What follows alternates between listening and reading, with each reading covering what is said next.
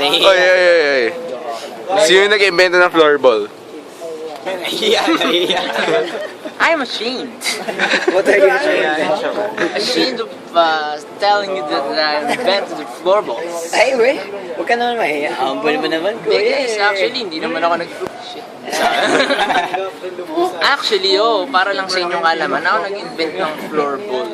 Kailan pa?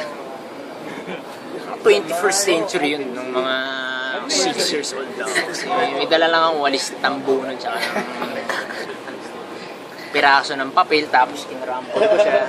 Kaya ginaganong-ganong ko, tapos yung ginagawa. Yung mga ginagawa natin sa floorball. Kasi eventually, nakita ko ng driver ko. Hinamon niya ako, pare. So, kukuha rin siya ng tambok. Tapos natalo ako kasi nabali yung tambok ko. Kasi hindi na matigas eh. No, next day, nagpabilos na nanay ko, Nay, ang driver natin eh. So, yun, hinamon ko siya. Bakal na yung tambok. Alam mo yung kay kamatayan, yung site. Yun, gago. Kinuha ko pa yun sa internet. So, ang tawag doon, website. Site. Alam mo yung model ng stick?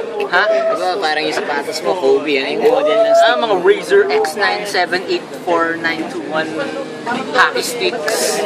Ulitin mo ngayon. Hindi, for short may tawag doon yung hockey stick. For short. Tapos yung mga Born for the Gym the Pure 360 ay adidas.com/training stick. Eh, yun ba yun? Yun ba yun? Hindi. Actually, sa akin lang nila nakuha yung idea na yan. Kasi mga nagago.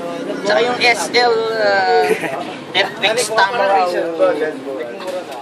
car stick.